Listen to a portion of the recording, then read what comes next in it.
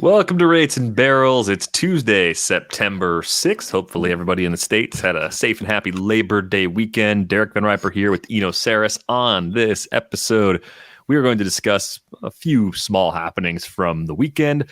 We've got a ton of great mailbag questions, one that really opened up a main topic for us today, because earlier this year, we talked about xStats not being calibrated correctly and being basically useless, and that's not the case anymore. So we're actually going to take a look at some things going on with xStats that might have some future implications for us. We're going to answer a bunch of questions in the mailbag, which is kind of amazing because the email world that I have, as people know on this show, it's chaotic most of the time. Most of the emails are junk. They're not emails from our listeners. And it's amazing I could find anything in there that's useful for the show when I get stuff like story on breakdancing debuting as an Olympic sport in 2024. So there's some breaking news for you. Yeehaw. Yes, I'm on way too many lists to be able to sort through my athletic email. It's a mess in there. In case I said I would do something in that email and I haven't yet. It's just because the email is so far from net zero that I have given up, and you should probably just ping me again. I am rapidly approaching delete all emails again. It's way too soon to be doing that again because I just did it. What was that, beginning of the season? Maybe it wasn't that long ago. Not good. Yes. So I apologize for that. I promise when I do push that button next, I will come back with a new email address for the show that keeps our show email business separate from all of the breakdancing stuff and all the other emails I never signed up for that I get because I have an athletic email address, which is just terrific. So email logistics aside, how was your long weekend? Any big free agent splashes, any actual splashes in a pool or anything? And we're in one of the places that was really, really hot, still hot actually for these next few days. So I hope everybody out there is staying safe and cool if you're fighting the heat right now. I'm reading that today will be the hottest day ever recorded in the San Francisco Bay Area and Sacramento regions. Yeah, that's not great. We crossed over 100 yesterday at our household by all the instruments that we have. And so it was a pretty hot day. We actually ran the air conditioning a little bit because we got to the point we couldn't take it. We went to a place called Silliman Aquatic Center, which has like a lazy river and a couple slides, and it has one of those buckets that fills up and then topples over. You ever know one of those? Wait, is it a ride where you're in the bucket and then it throws you out, or is it just spills on you? It spills on you, but it's like in the middle of this aquatic center. There's a bucket. It's filling up, and then the bell rings and it topples over. And sure. So we did that for a while. Popular place, I bet, yesterday. It was. I'm wondering, the younger one was more into it, and the older one wanted to go earlier. So I have a feeling we may be hitting the upper age limit for that facility, which means, of course, if we want to do a water park, after that, it's going to cost a lot more than $11. There's going to be a lot more lines because it's going to be one of those big ones. Right. Schlitterbahn or something like it. I just figured you'd go to Schlitterbahn because of your German heritage. No. We did cook some brats, though. Oh, okay. Well, hey, that's a nice weekend. I caught some of the debut of Ryne Nelson for the Diamondbacks. He looked good. He looked real good. Velo seemed like 95, 96 with the fastball. Slider looked pretty good. Locations looked solid. I don't know if the Pitching Plus report is available for him yet, but I came away impressed. And I think I had pretty tempered expectations for him because he wasn't really part of our free agent plans going into the weekend. Yeah, the one thing that I got from watching that,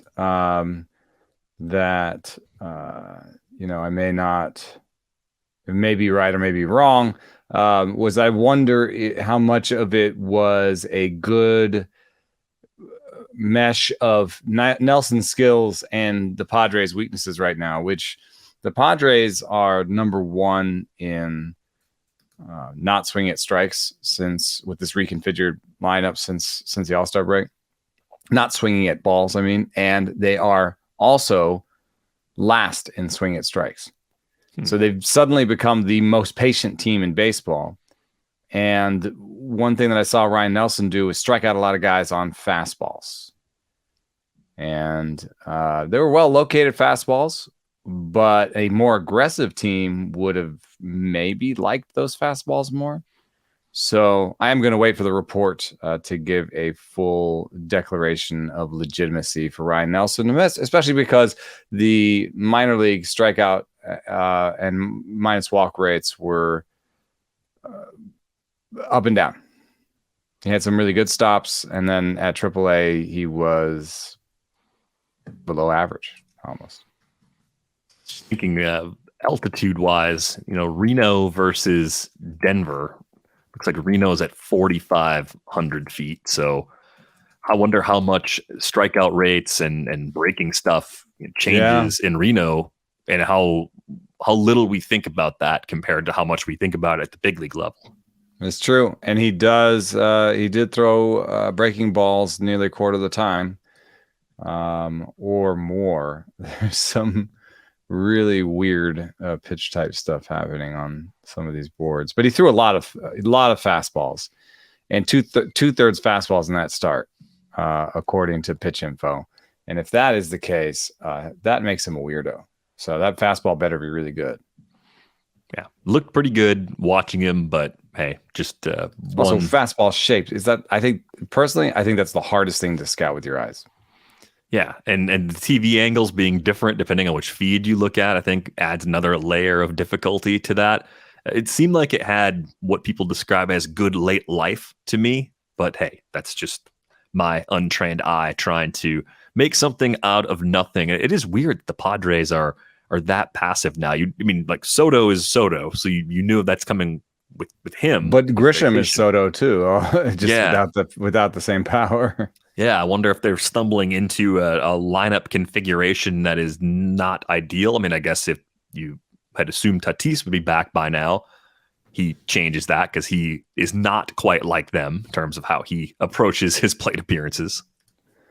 Yeah. Eyeballing the numbers, it does look like it is a good four-seamer. It has 3 more inches of ride than the average four-seamer, and that's at 95 miles an hour sitting. So that is a good sign. Yeah, and probably because of minor league numbers, the low K rate, the slightly higher than you'd like walk rate, the inflated ERA, those are all things that people are going to use to temper their bidding on Ryne Nelson. So it could be a little bit of a late season value here if you scoop him up and end up using him. Got to watch the matchups, of course, given the circumstances. Let's move on to xStats. xStats seem to be fixed now, which is awesome because it means we can look at them with some sense of meaning. And I always like to look at the difference between actual WOBA and expected WOBA.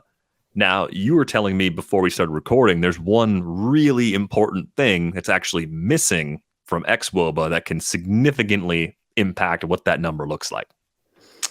Yes, I'm pretty sure of this, and apologies to anybody who works on the stat if I'm wrong, but I read through both definitions, and I remember this discussion from before, and I'm pretty sure this is correct. Spray angle is not an expected statistic. So what they do have is launch angle, so up-down angle, exit velocity, and they've added sprint speed as a factor in expected batting average. So they do know how fast the runner is, and so there are various things in there that what's really not in there and is kind of important is the spray angle, which is the side-to-side pull versus push.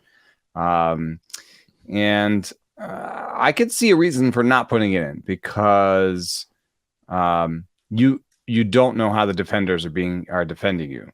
So if you put spray angle in without adjusting for where the defenders are sitting, then you might introduce noise, right? Like you'd be making an assumption. Mm-hmm. However, we can make those kinds of assumptions from the outside looking in because they're generally true. And these are the assumptions you can make. One assumption is like Alex Bregman told me, when I'm going good, I hit low to the right and high to the left. So, and when I'm going wrong, it's the opposite. It's low to the left and high to the right. He's a right-hander, so that means when he's going well, he's pulling the ball in the air and he's pushing the ball on the ground. And when he's not, he's doing the opposite. That's because pulled barrels do better than opposite field barrels because of the spin of the ball. And so these are kind of all things we've talked about on the show before. But they are really relevant when it comes to expected batting average and expected slugging percentage statistics, because if you take 10 guys, if you take two guys that both have 10 barrels and one guy has pulled 8 of them and the other guy has pulled 2 of them, they're going to have the same expected slugging percentage, except one guy will have pulled 8 of his barrels and the other guy will have pushed 8 of his barrels. And that would mean for a real difference in actual slugging percentage. So, I think it's super relevant. Like if you do a search for the highest percentage of pulled barrels, you get somebody like Matt Carpenter at the very top of your search. And a guy like Matt Carpenter, is always going to, has often been a guy where the xStats seem out of wonk with what's actually happening in real life. So he's got a 727 slugging and an X slugging of 485. I'm not saying that either of those numbers is real. A 727 slugging is ridiculous, but I would assume that the X slugging on a guy who pulls almost every barrel he hits is going to be a little bit low. Yeah, it would not be accurately reflecting the way he's making the most of his barrels by pulling them. Yeah, so if you're looking at expected slugging, Jurickson Profar is another guy that the expected slugging is like a 360.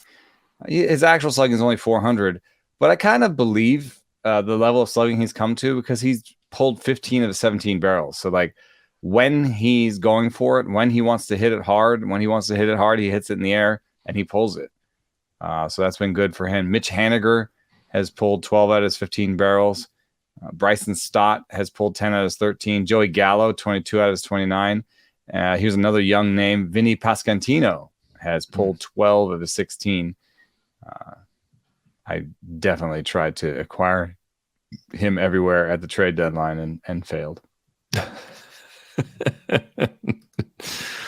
Well, that's because everybody likes him. Yeah. For good reason.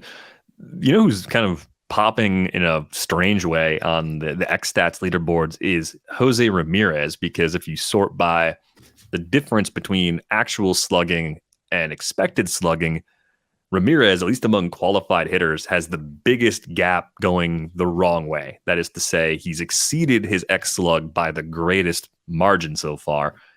That's a pretty interesting thing to look at because he didn't come up as one of those guys who was pulling a ton of the barrels, right? At least not in the first few names that you mentioned. Is he sort of high on that list? Sort of high, top third, 41 out of 150. Okay, that's pretty good. But I guess I'm trying to make sense of all this. I mean, the barrel rate, even when he's been really good in past years, has run a bit low, in part because he doesn't strike out a lot. So some of the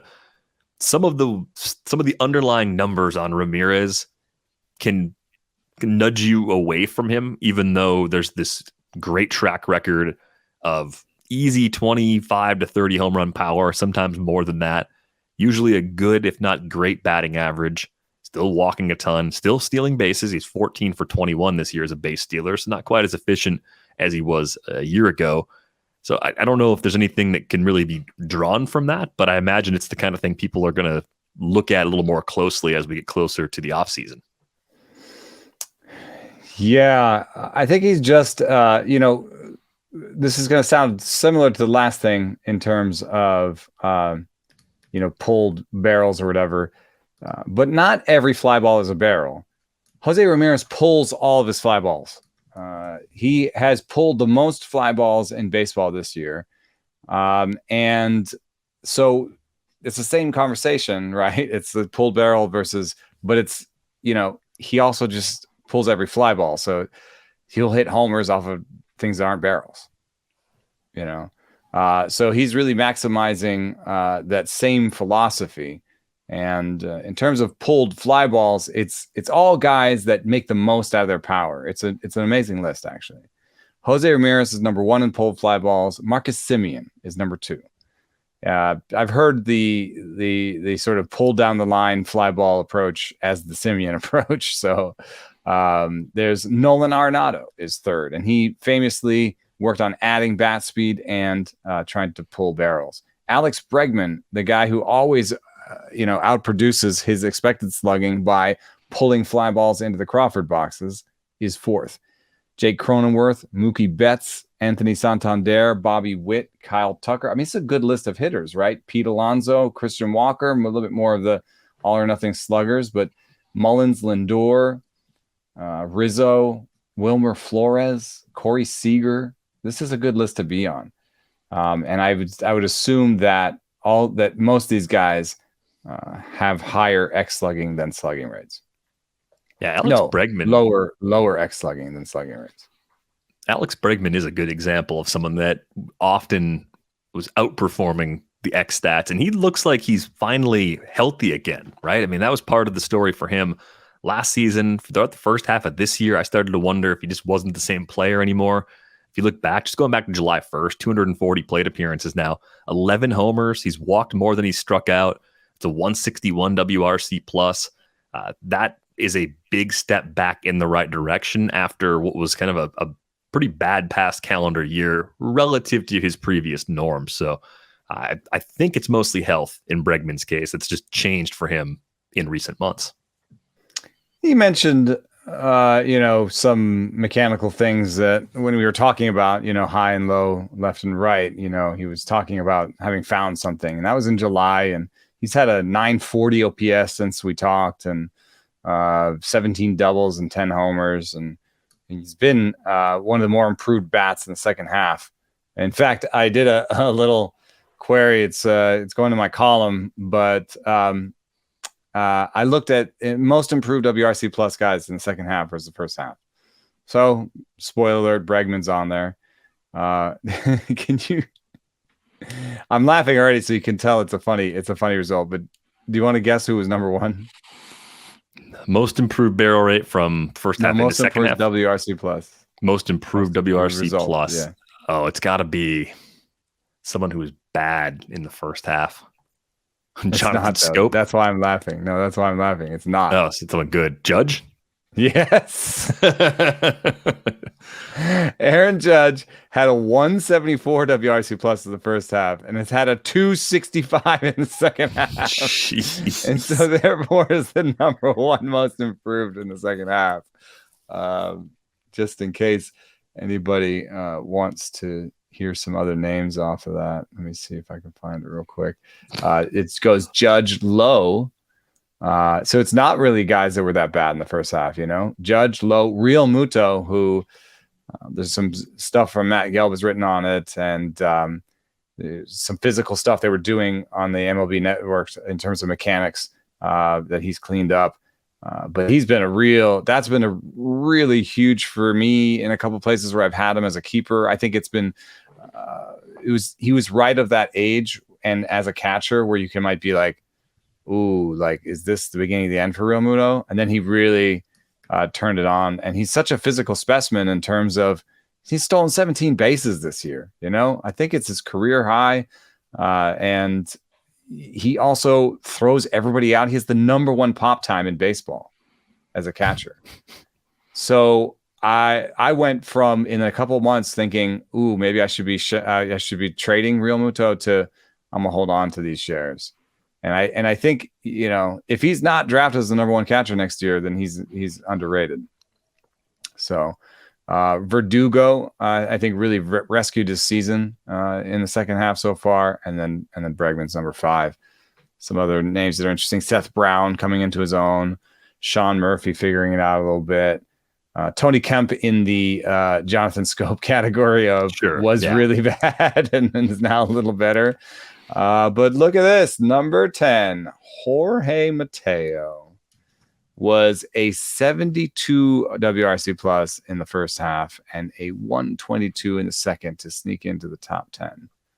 But the next guy is interesting to another xStat. Bo Bichette, has a fairly large discrepancy between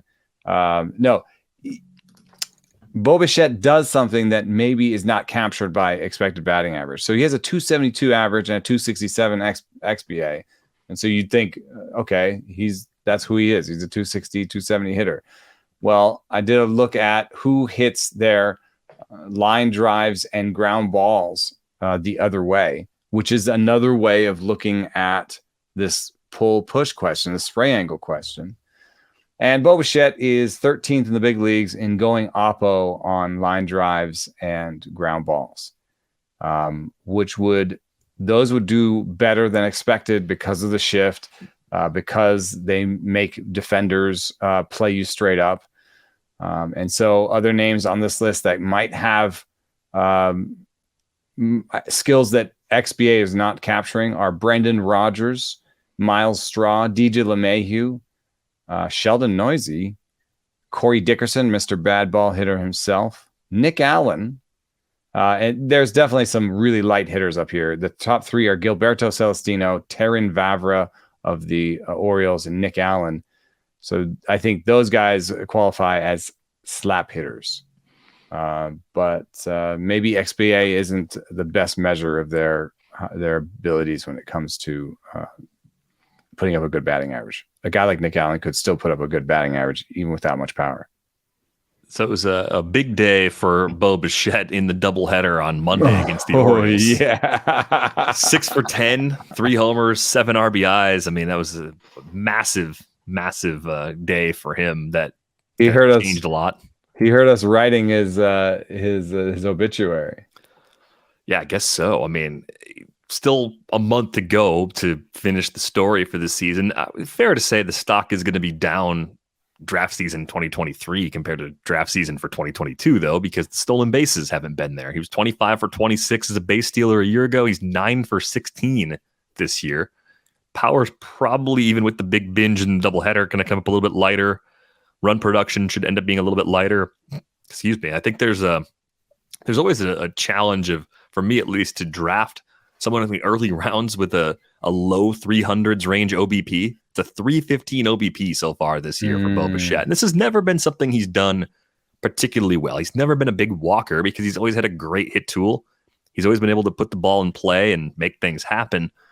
I wonder if we're seeing a little bit of improvement, though, in terms of his swing decisions, because his O-swing is actually better than it's ever been, at least since his brief rookie season. 38.7% is an improvement, pretty big improvement from where it was just a year ago at 42.5%. Yeah, and it's basically just been going down over the course of the season. Debuted with a pretty high peak, above 40%. And if you look at the rolling graphs for Bichette, the plate discipline has been more around 30 to 35% in terms of chase rate. That's like more like league average. When you get over 40%, that's when you're in the bad group. And it hasn't had a full effect on his strikeout rate. I was hoping to see that his strikeout rate was going down, but his strikeout rate has been steadily above 20% all season. Has not really seen that much improvement. But not chasing does look like it's leading to some improvement in his production.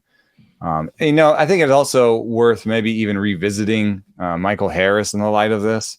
Because maybe I had some pushback on Twitter and in a couple places of were we too harsh on a guy who's 21 years old to make too much of a big deal out of that chase rate. Bichette is making improvements there. Ronald Acuna Jr. is has made improvements in that regard. He is young. He can make improvements. The question is just, you're buying him assuming he will make those improvements. You will probably have to pay a cost for Michael Harris that assumes that chase rate is not a problem. And I think with Bichette, you're seeing, and also to be frank, I think almost all the guys that you look at that are struggling, especially young guys, you can look at their chase rate, and so many of them. I mean, Javier Baez is the whipping boy, but even young guys that have had real trouble. Rafael Devers has had an awful second half. He's 6th in chase rate. Some guys who are seeing early declines like Scope and Baez are on this list. Bichette is 14th on this list for the year. Jesus Aguilar is on this list. And then it's not a silver bullet though, because Bobby Witt Jr. is on this list, and we talked about how he had improved his, and he was in a good spot. Pete Alonso is 22nd in chase rate. He's a very good hitter, but it is something that I look at a lot, and I was expecting to see Luis Robert on here, but I think he just isn't qualified. Yeah, I'm going to guess that's lost time, keeping him off that list. It just seems like that's part of his approach. I think Rafael Devers is a good name to bring up here, too, because he's fourth. I just adjusted, and he's fourth. Yeah. The range for Devers, he broke in really young, too, just like Harris did. He's 20 years old as a rookie back in 2017. The range has been 36% at the low end, which is actually when Devers first got to the big leagues. And at the high end, it's gone up as high as 42.3% in the shortened season in 2020. And he's kind of close to that right now. I know this has been a strange stretch for him. As great as Alex Bregman has been, as those second half risers have been, Devers has been kind of heading more of the other direction in recent weeks. But it's still a really good line for the year. 291, 351, 534. That's basically exactly what he did last year with a slightly better batting average. So I don't know. I think you can live with an approach like that if you do a lot of damage. So far, Michael Harris does a lot of damage. He's got a better barrel rate than when Bo Bichette broke into the league. He's got a better hard hit rate than when Bo Bichette broke into the league. I think the thing that I need to see or want to see from Harris, aside from possibly lowering the O-swing percentage, is also hitting the ball in the air a little more often. That's the other part of the profile that, for as early as he is going to go in drafts, that gives me just a little bit of pause. Yeah, and I was going to go a slightly different direction. The swing strike rate being around 15%. I think the people that are on this leaderboard that have success, because the updated leaderboard, and this is interesting because I had a qualified batter thing on there, and that actually doesn't tell you the full story, because there are a lot of people with poor swing decisions that don't play enough to be qualified batters. So when you take that off and you just make it 100 plate appearance minimum, Francisco Mejia is number 1. Jorge Alfaro is number 2. Edmundo Sosa is number 3. Luis Robert is 4th. Oscar Gonzalez is 5th. Jose Barrero is 6th. Javier Baez is 7th.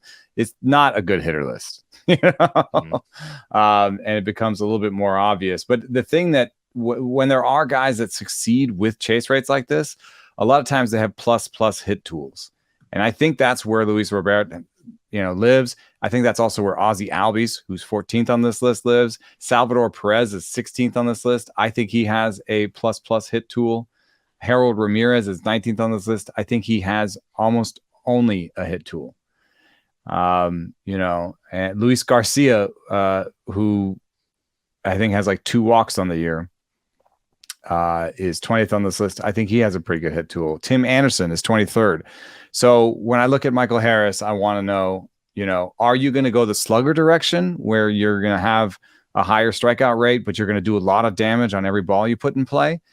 Then I want more patience out of you, frankly. I want you to be more of a 3-2 outcome guy. If you're going to be a hit tool guy, then maybe we can survive with the low walk rate, but then I want to see that swing strike rate go down. So there's just a couple little things here or there that make me think I'm not going to have that many shares of him, even though he's a super exciting young player and he could clean up all these faults. And I don't want to say he's not good. He's definitely good.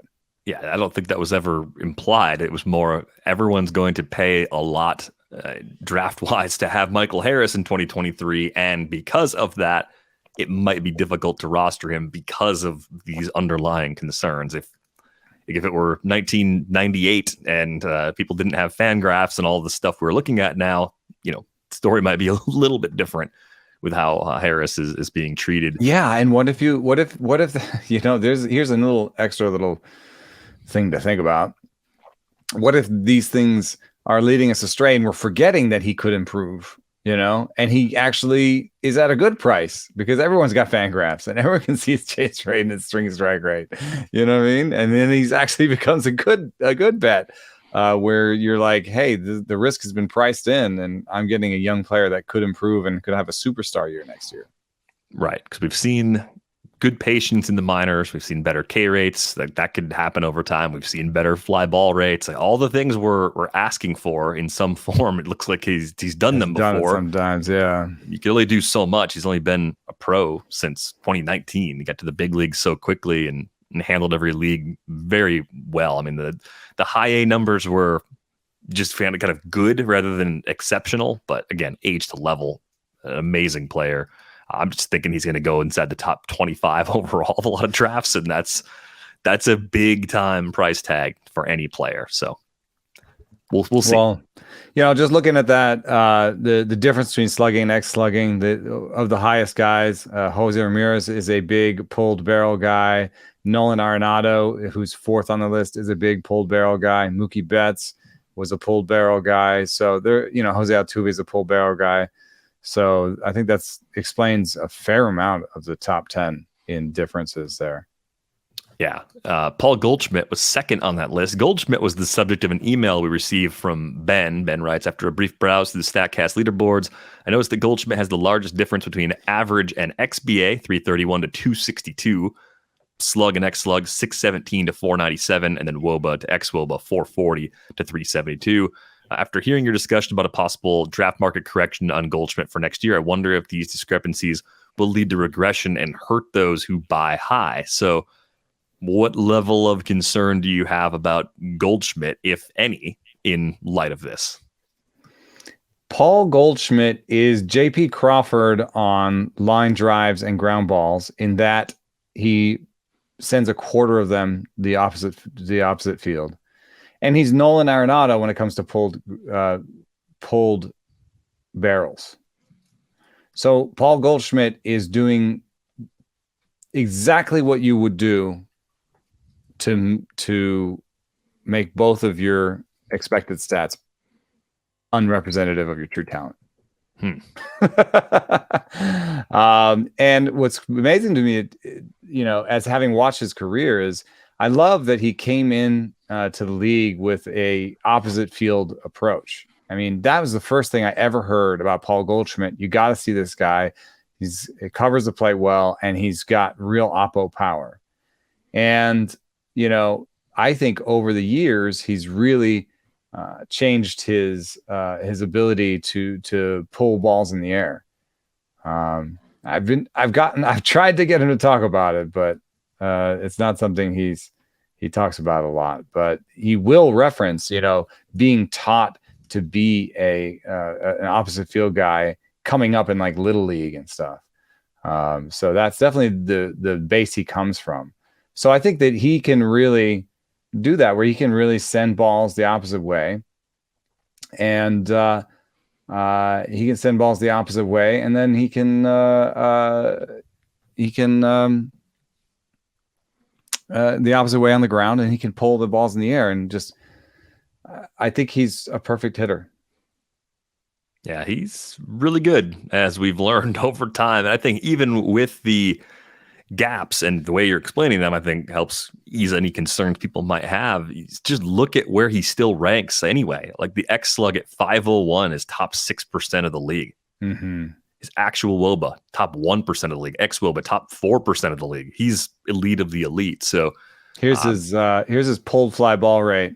This is pull percentage on fly balls. And when he broke into the league in 2011, 18%. And this year, number one in his career, 28%.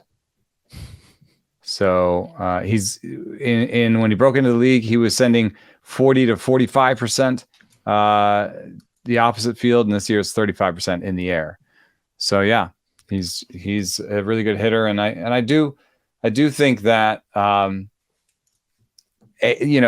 34 injury is going to be a risk, but in terms of on-field production, chase rate, swing strike rate, fly ball rate, pull barrel rate, all the things that we'd be looking at, he's just excellent at them. I would assume that next year is going to be another good year. Thanks a lot for that email, Ben. We've got an email from Andrew about another older first baseman, José Abreu. Andrew writes, I was pretty shocked the other day to see José Abreu was leading the AL in hits, so I dug into his numbers and saw he's got a career low in pretty much every advanced metric for power. I was wondering if if this is a conscious change to put the ball in play and stay away from the 3 true outcomes, or if his power just got sapped and we're seeing what a good, pure hitter he is. I drafted him solely to get homers, so naturally he decides to hit none this season. So I've been looking at Abreu for a little while, and I've just had this belief that the price is going to come down going into 2023 because he's an older player. The market tends to discount old players, especially if they lag in power.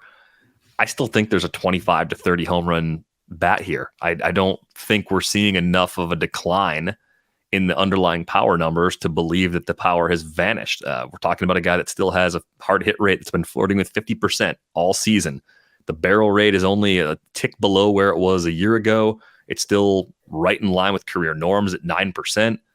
Max exit velo is down just a tick from where it was, but 113. He's still showing the high-end raw power you're looking for. Fewer Ks than ever, so maybe it is a slight adjustment on his part. I still think José Abreu is really good. It's just kind of almost a surprisingly low power season from a guy that I thought had a narrow bar for what he was going to provide at any given season. This is, I think, amazing timing, and I'm just going to chalk it up to you being the king of the rundown.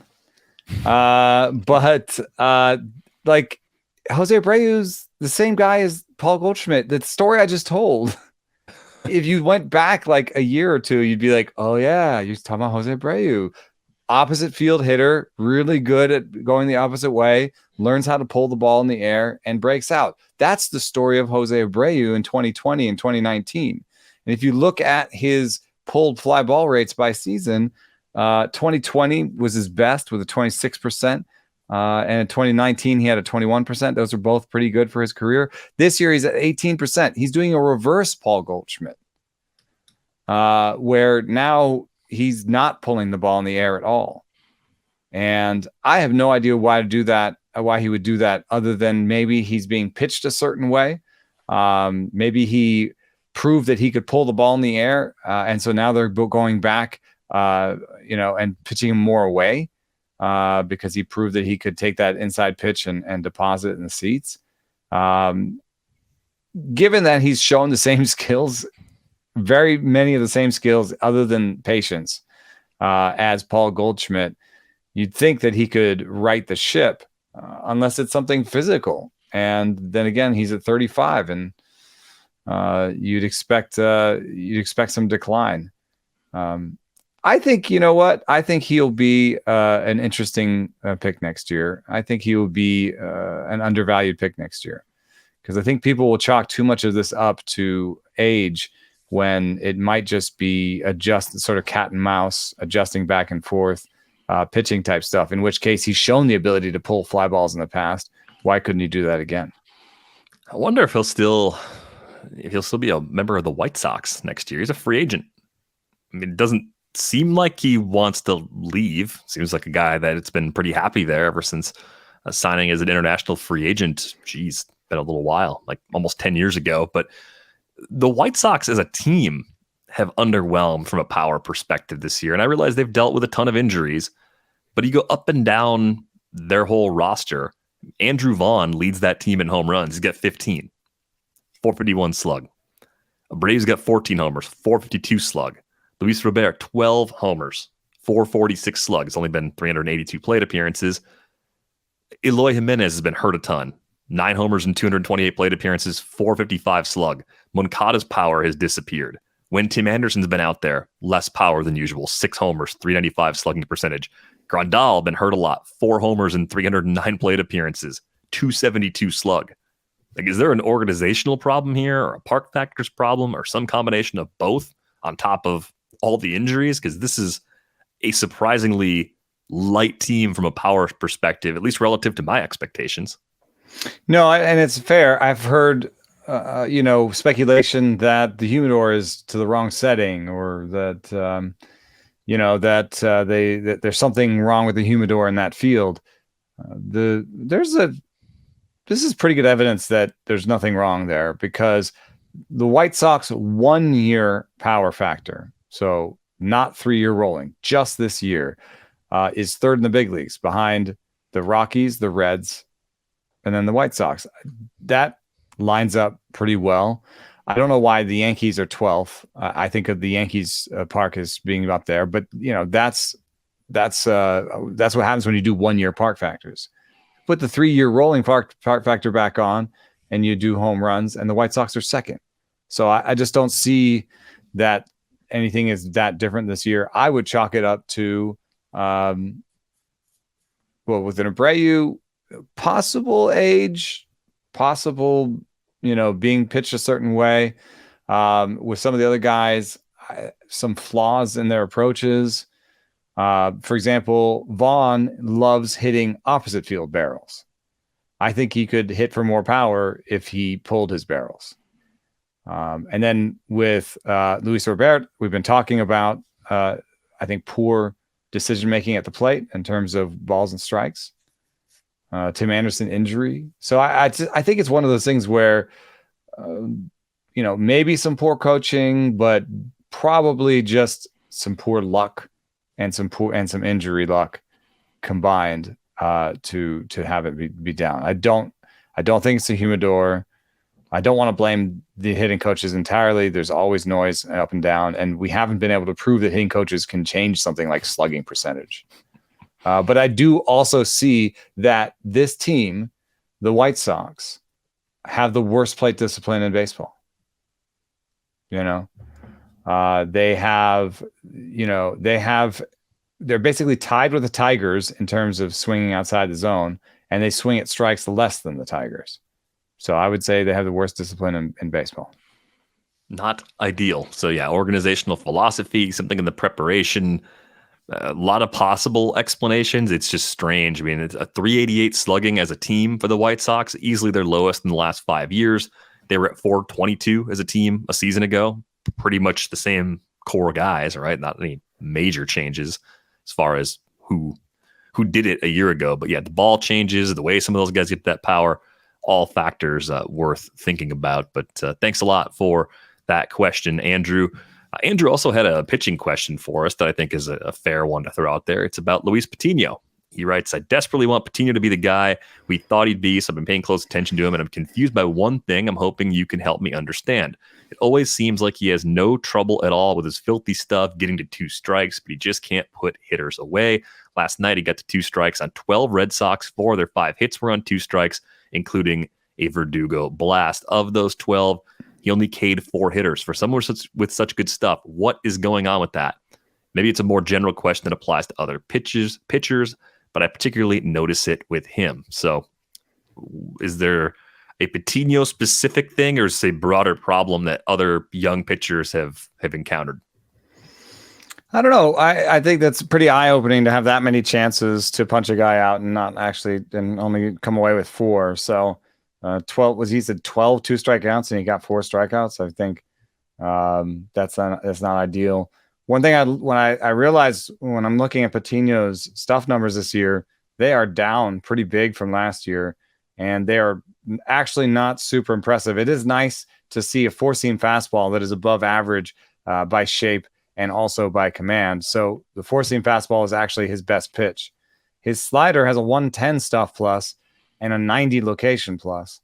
So he's not commanding it well. And a 110 stuff plus for a slider is, I don't want to call it average, but it's not standout. The best sliders have 140s and 150 stuff plus, So he's got I would say a good slider and a really good fastball. And then the other 2 pitches aren't very good. So I would assume that batters are just able to keyhole him to some extent. And even with 2 strikes, they know it's either going to be the high fastball or the slider that he can't command. So maybe they're just spitting on his breaking ball with 2 strikes.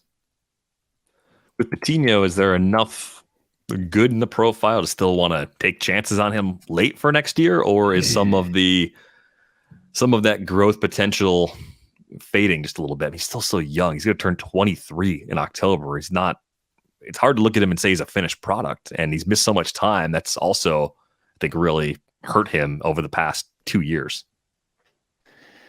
Yeah. I almost want to give him a pass. And to me, I think I'm mostly just assuming that it's injury, that he's not as good because of injury. Now, of course, that becomes a scary factor when talking about next year. What if he's just not going to be the same as he was when he debuted because the injuries mount? You know what I mean? Mm-hmm. But it also gives you a full off season of recovery. So it's weird to me. I think what we're seeing is that his best pitch is his fastball. And sometimes when you look across the league, that sounds like a good thing. You're like, oh yeah, he's got a good fastball. It's great. That's what you need in this game.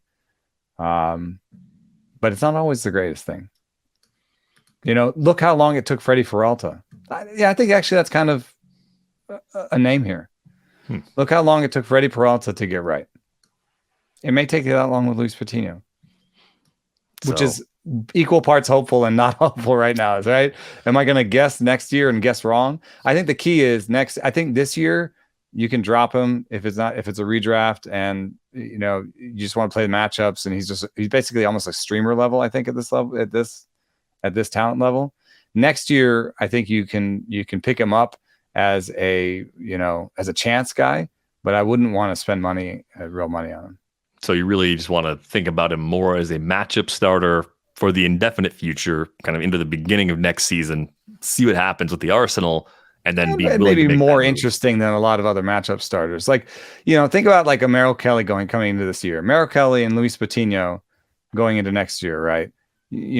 Probably Merrill Kelly is a matchups guy. He does not have the upside as Patiño. So I'd rather draft Patiño, get some stuff numbers, see where he's at. And if he's at the same place stuff-wise, I can go find myself a Merrill Kelly type. Here's a would you rather for you for next year. Luis Patiño or Braxton Garrett? Ooh. Yeah, that's a good one because Braxton Garrett has lower stuff numbers and just generally has lower stuff, but he has better command, and he has a better command of a wider arsenal.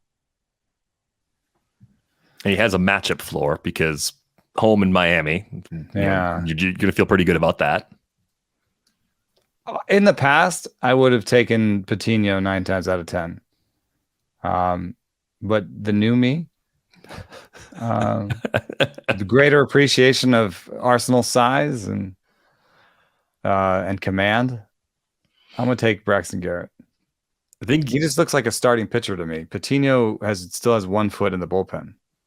Yeah, that's possible. And we've seen guys that young go to the pen and then come back. So it's not a long-term, it's over for Patiño if they go that route with him. I thought that was a pretty interesting combo to consider since Garrett did not have the same hype that Luis Patiño did coming into the season. And I realized I am part of the reason there was. Right. Yeah, right. I was creating it. I was talking and writing and doing things that we are part of the hype machine. I've caused it. It's my fault. I am sorry that I've been wrong so far. But yeah, I think maybe hitters just knowing what's coming or having a sense of what's coming has been a big part of the problem for Patiño. So curious to see what happens with him over the course of the off season. Thanks a lot for those questions, Andrew.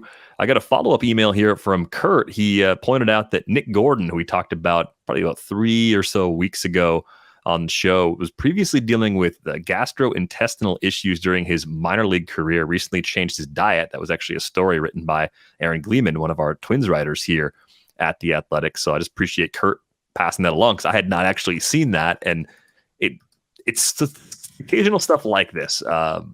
Medical issues like that. I think Josh James's sleep apnea a few years ago was an interesting one that once they treated that, he got a lot better. We've had players get LASIK in the minor leagues. They go from barely being able to hit at a level to being well above average at a level. This information is really important. This matters quite a bit. LASIK. Rogers, when did as a prospect or more recently? As a prospect, I think. Yeah, I think Eric Hosmer was one of the first guys I can remember getting LASIK as a prospect, and it changed his fortunes at one point. So the Gordon thing, I think it's tough because the more I look at him, the more I think he's a super sub. I don't think he's a everyday 6 to 7 days a week sort of player. And I think he's probably, for a 15-team mixed league, maybe one of your bench options, but I think he's more of a mono league player, even with these improvements. Yeah. I'm making a small bet in a few places that he's going to be a regular next year. I like the barrel rate. The chase rate is below average, but there's a little bit of a hit tool about him. Like that he's filling out. I don't know. I think he could be like an average stick, slightly above average with the stick. And if he is slightly above average with the stick, I think the Twins will find a place for him to play. I only think the playing time leak could be as a left-handed hitter. Maybe he ends up finding his way to the bench against lefties on a regular basis. Something like that. And then there's maybe there's a question of defensive position, but he's played every single one. So I just think they'll find one for him.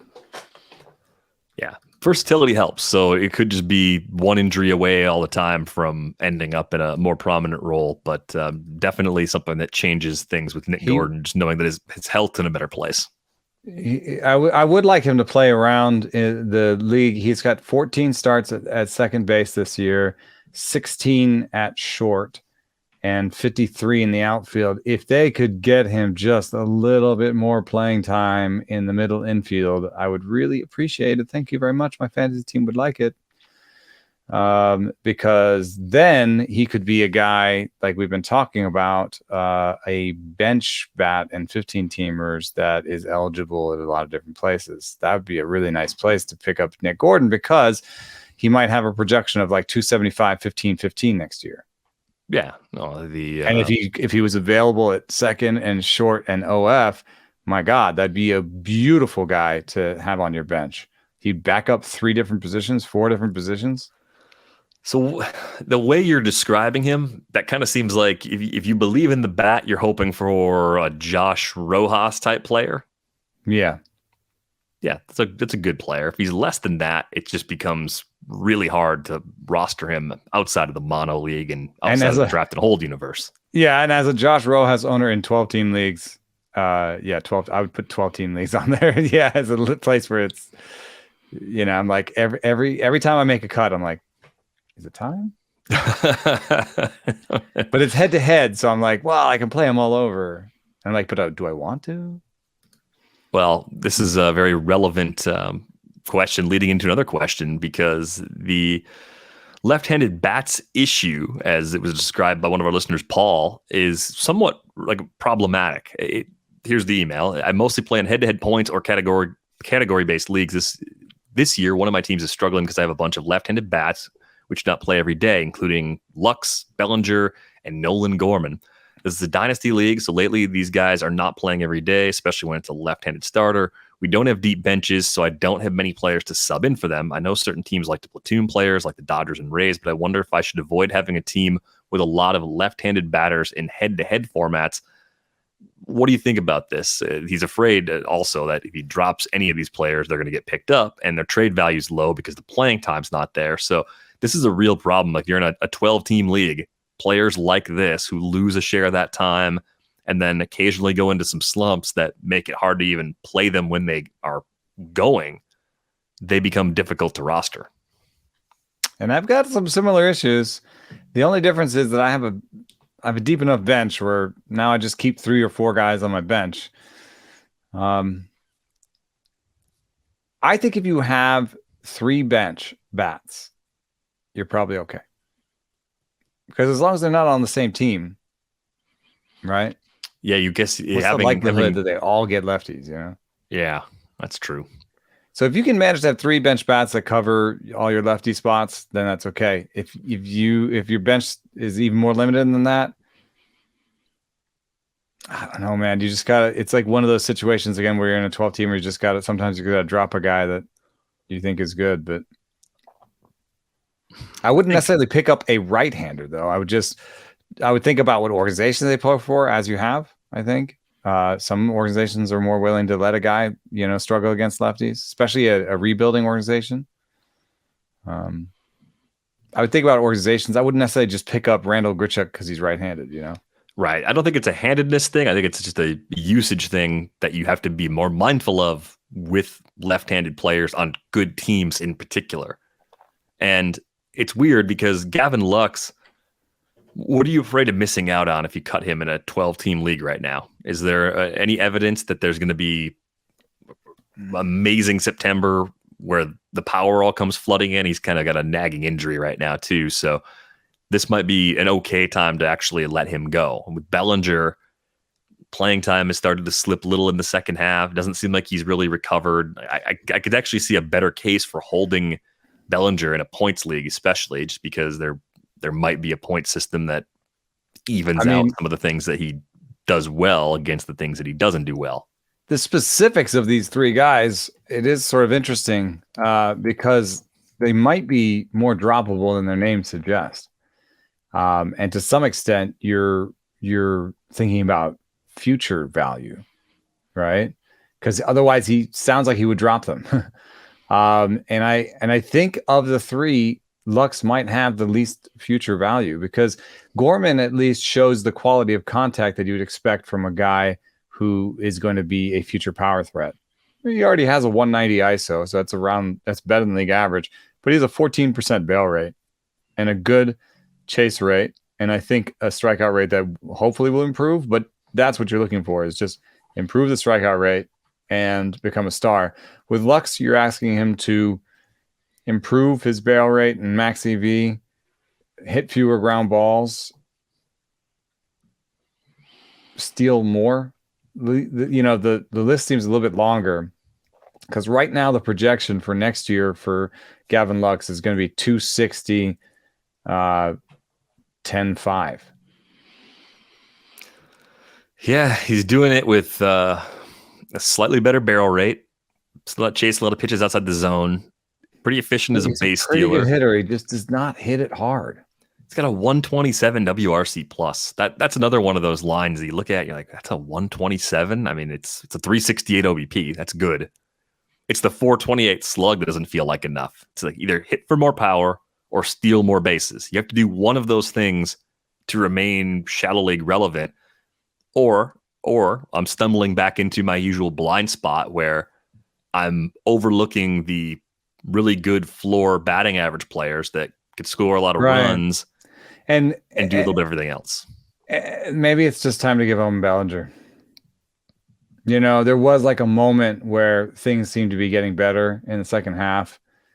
And I thought, okay, this is why I've been holding on to Bellinger, because I'm in that league where I have those types of players. I have Muncy and Bellinger and I forget who else, but I've got other guys that I have to keep subbing in, like Rowdy Tellez. I don't want to play him against lefties, but I have a deep enough bench. Bellinger's strikeout rate, really took a tumble in the second half, but it's creeping back up again, over 25% in the last 50 games.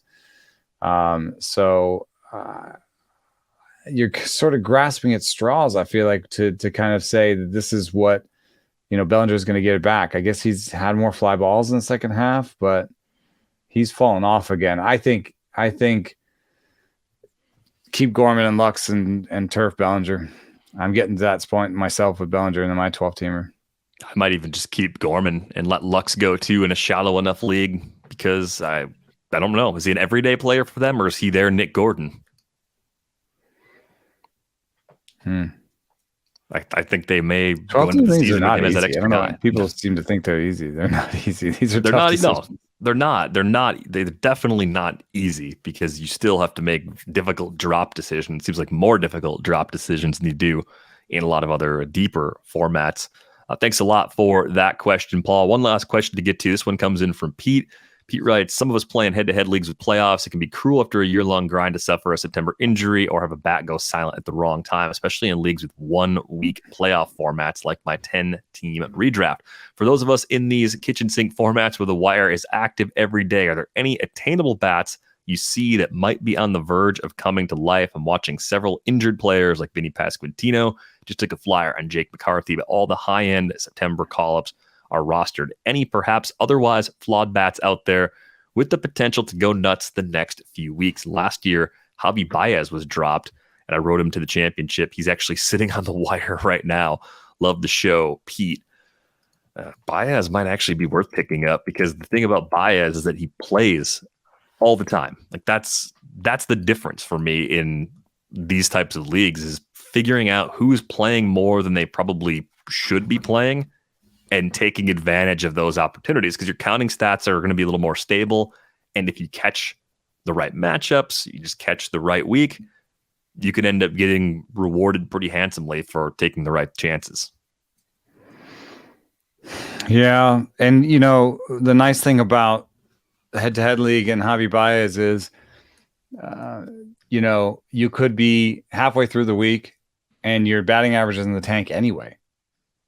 And so you can use them as a chess piece where you're like, oh, okay, I'm going to take Stephen Kwan out and put Javi Baez in. Very big category play, And I think that's what I would look for, is just one category upside. Look on the bench, look on the waiver wire for Bubba Thompson.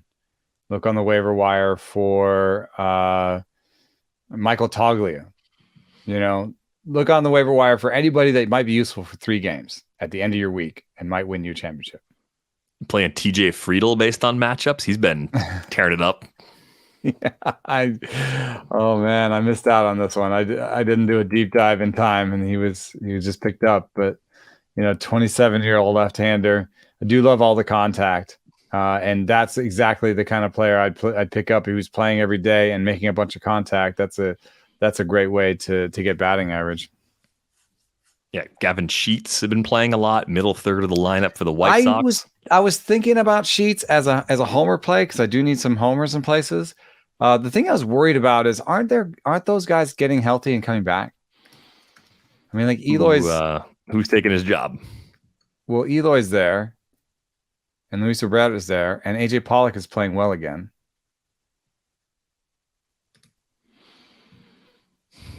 They could still play him.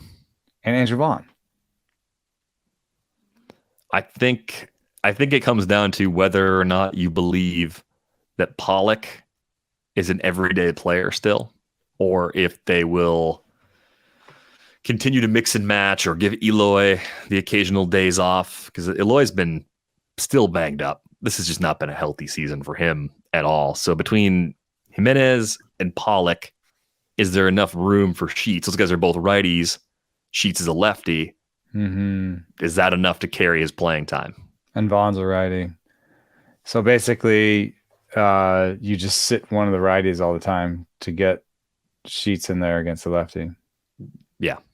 To get another lefty in there against the righty. Yep. So, well, I chose some other way. I went in some other directions, but I like Spencer Steer. And I think that they're going to find a way to play him every day as well, even though he's a right-hander. Really good contact ability early on. Already hit the ball hard a couple of times. So I went Steer over Sheets. Maybe I made a mistake. I think Riley Green could still be interesting in shallow redraft leagues. I mean, he's playing a ton right now. I think the batting average floor is higher than people realize. There's definitely some power, a little bit of speed. So I'd consider Riley Green if you're looking for some help in the outfield. Yeah, I wonder about the strikeout rate, and he's only reaching or chasing more as the season goes on, and the strikeout rate doesn't show too much of a sign of coming down below 25%. So some part of that makes me think there's a hole. But his production is way up in the last 20 games. So I agree. It would be kind of a lightning in a bottle thing where you can throw out any of your justifications. You're just talking about a guy who has some talent level in an everyday attempt here. But hopefully that helps. Handful of names there that might be available in some of those more shallow head-to-head or categorical formats that have daily moves with those weekly lineups. It's all about maximizing playing time in leagues like that. That's at least my goal if I'm trying to find small upgrades up and down the roster. That is going to do it for this episode of Rates and Barrels. You can send us an email, ratesandbarrels@theathletic.com. Leave us a comment under this video on YouTube. You can reach Eno on Twitter @EnoSaris. You can find me at Derek Van Riper. If you don't have a subscription to The Athletic, you can get one for $1 a month for the first 6 months at theathletic.com/rates and barrels. It's going to do it for this episode of Rates and Barrels. We're back with you on Thursday.